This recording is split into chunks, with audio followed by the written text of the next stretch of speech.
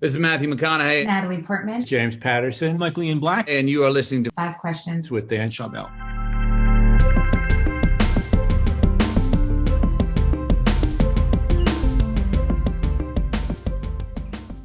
Bobby, welcome to Five Questions. Hey, how are you, man? What aspects of your childhood led you to pursue a career in comedy and entertainment? Oh, wow. I mean, if I'm being genuine, I guess needing attention. Needing attention, just enjoying making people laugh, enjoying playing and being silly. I think I always excelled in that space more than anything else. Yeah, I think I just wanted to make people laugh. They called me Watch Me when I was young because that's all they said. That's so funny. When I was a little kid, I'm an only child. So when I was a little kid, I was always like dancing, in front of the TV. So my parents and grandparents would have to watch me. But I guess that led to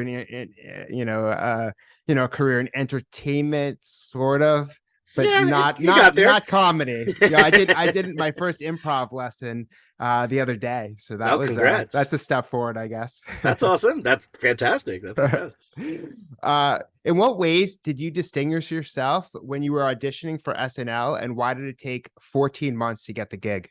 The writer's strike. That's why. It took so long. I thought I had it at one point, and then the writer's strike happened, and then I got it afterwards. So it took a long time, but I'm glad. I'm glad I was patient. Well, I don't know if patient was the right word, but I'm glad I waited. Can you ask the question again? In what ways did you distinguish yourself when you were auditioning for SNL as well? I think I accidentally did that. I don't think I knowingly. I think I went in there going like, "Hey, this is me. I'm Bobby Moynihan, and this is what I do. I don't know about anybody else, but here are 30 things that I do funny." And I don't think that was a conscious decision. I think I accidentally just went in there and was like, "Hey, Lauren, I'm Bobby." Like, I think I was a little naive, but I think maybe that is part of me, and that helped it. I think there is a certain naivete about me that Lauren probably saw, and yeah, I think I stood out maybe because I was a little weirdo, maybe a little unpolished weirdo. Aren't we all a little weird? Yeah, exactly. But it turns out your weirdness led to a pretty amazing career being in SNL for so long and just doing all the different projects that you are right now. But it hasn't been easy, of course. And how can therapy and meditation help people process career trauma and make better decisions? Because I know you've said that, if you're going to be an SNL or just be, an actor, maybe even Hollywood, having a therapist could be valuable. Yeah, I wish someone said, "Congratulations, you got Saturday Night Live. Run. Go get a therapist, run." I wish that had happened. It didn't. I didn't go till therapy till after SNL. I wish I had. Yeah, I think it helps. Well, it just helps to. I think I was leading like some kind of space camp fantasy life, but it was my real life, and that was the hard part to deal with. And once like I started realizing that and being more genuine with myself and my surroundings, and it helped a great deal. You can make up a lot of stuff in your head about what's going on.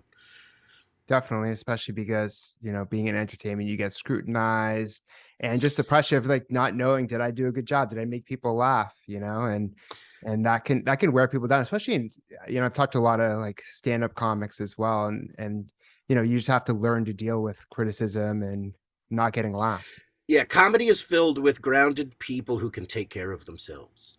No, it's a very needy profession, I feel like.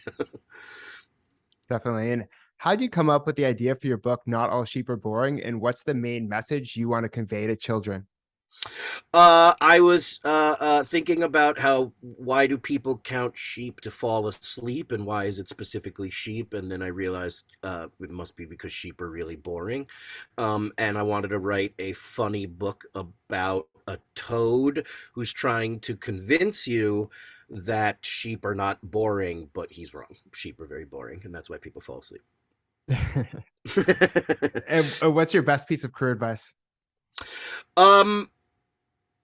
I just heard this recently And I had heard it before, but I don't think I understood it really until now, until what it really meant. I just heard, I was listening to that podcast Fly on the Wall with Dana Carvey and David Spade, and Dana Carvey just brought it up, and it was something that I had heard in the past, a term or a adage, if you will, of the only, like, if you want something and you want a job, all you have to do is be undeniable.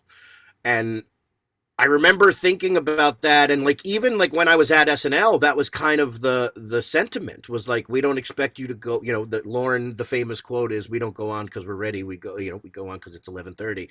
And that feeling of like, at one point in my life I was completely undeniable. Like I was so like I had gotten to that point where I was like, this is what I want to do. I worked my entire life to get here, and like I worked hard and I didn't realize it. I was there, and like that, Lauren, I guess Lauren saw it, and like everything that I worked for led to that moment.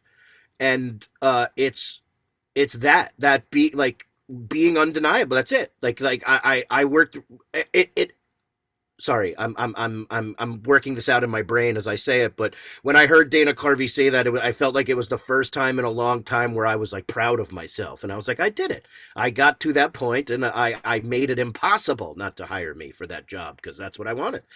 And I don't think I was able to say that a couple years ago. Now I'm old and tired, and I'm deniable. And from the viewer's perspective, they're like, oh yeah, he should be on the show. Like it's obvious that this person is good enough that they should be on SNL.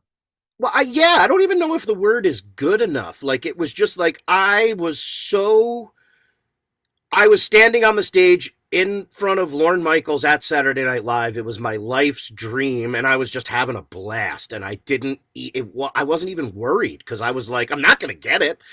Like I was like, this is it. This is what I worked for. And everything after that was a reward for hard work. But that, like Lauren used to say, like, you got the job, like, you know, you already did it, like, relax. And like, I didn't understand that until about a year ago. It's so true. Well, that's great advice. And thank you so much for being on the show. Thanks for having me.